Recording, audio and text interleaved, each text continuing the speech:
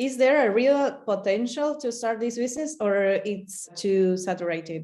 Yeah, that's a great question. So like that's pretty popular as well, because also people who are looking for some opportunities online, they might hear about Amazon FBA. It's getting popular, and it's been getting more popular with the years. And even when I started, that was late 2016, we were just like learning the business model. It was already popular. And back then, Lucia, what people were saying, that sometimes you would hear that it's too late.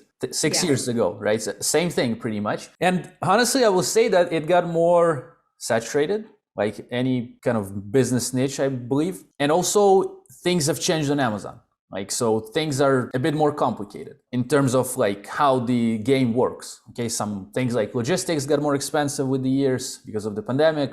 Things on Amazon itself changed, but pretty much it's all the same. It's still the largest, at least in the United States, I believe, online shop. Traffic is growing there. People are still coming to the platform, buyers and sellers as well. But the idea is the same. You bring a product. If we talk about private label, by the way, for those who are maybe, Lucia, I didn't even ask you if I think you're interested in the private label model. Private label. Not there's also online arbitrage, retail arbitrage, wholesale. Unfortunately, I can't help you, the viewer, and you, Lucia, today with this, because I never tried this, but I do sell private label products for this is my 6th year now starting. The idea is the same though, like you still create a product, you bring it to market, and you sell it on Amazon. Like you still have to rank it. People still search for these products in the algorithm, and pretty much it's all the same. But you, in order for kind of to come into the game with more knowledge and more chances of not actually failing that, because it's money involved here, you'll just have to do the same as 6 years ago. Like same, you got to learn, just go maybe through YouTube for free or take a course of somebody that shows you how to do that. Just do pretty much the same. You still create a product, you differentiate it, create something that kind of solves some problems for a specific market, and you bring it to market. Nothing really changed here. Like this is something that I've been thinking myself, like, did it get more saturated? Is it harder? Well, it is, like, just because there are a bit more sellers, some niches get more saturated, but there's still niches that are popping up, products that are coming to Amazon, and there's still area and place for that to begin with. Like we are selling barbecue related products. We have a brand in mainly grill cleaning products. So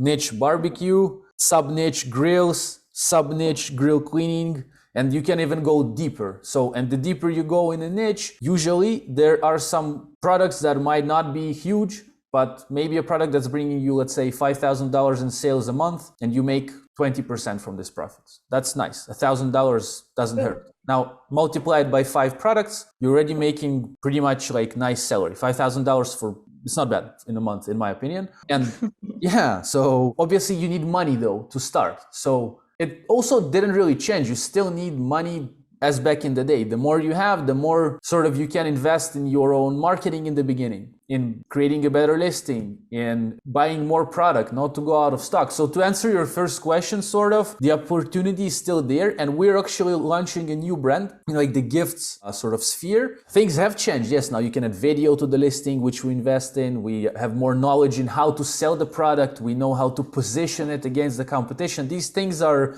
a bit deeper than just the idea of taking a product from created in China and sell on Amazon. That's the simple. But then how do you differentiate? What do you do? How do you stand out in the market? What does the market want? What is their pain? These things are sometimes people don't really think. They just put a few images and they think, okay, that's gonna sell. Well, no, that's not good. But this was the same 6 years ago. Just then it was a bit less maybe competition. But these days still there are niches where there's not much competition. So to your question, I think the opportunity is there, and I'm still doing that. And there's also gonna be a video on the channel soon.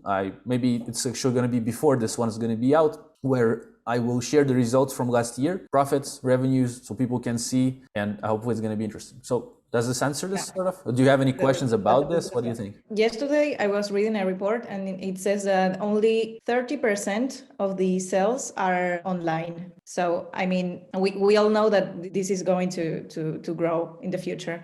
So, I mean, only 30% of the sales are online right now. Mm-hmm. I mean, that's going to expand. I mean, it's enough room for everyone here. I see an opportunity here with the online, the e-commerce. So I think it's pretty good that you see it, because you're looking forward, and that's a good idea. Because say if you're launching the product today And the brand that we're launching, we're thinking years ahead. Like we're also, when we're researching for the product, we can actually see, that's a bit more in depth, but we can see if the niche is growing for years backward to like to this day. And we're making like assumptions. We don't know what's going to happen. There's might be black swan like Corona that came and changed things. Like for those who started like maybe traveling niche product and everything seemed good, like boom, they just lost all the money, like sort of, or maybe they found a way to.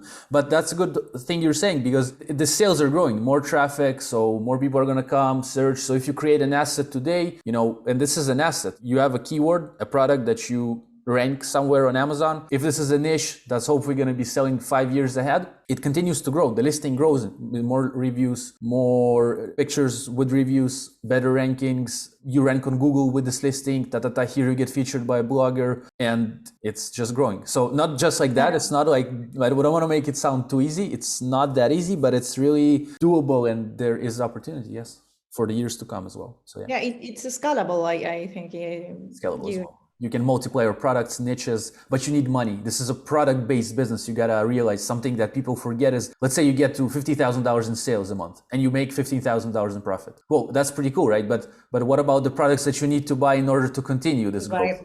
Yeah. And that is inventory. We're gonna talk. I think it's one of the questions we might have today, right? So, okay, let's get to that later. But it's okay. That's the first one. Pretty cool.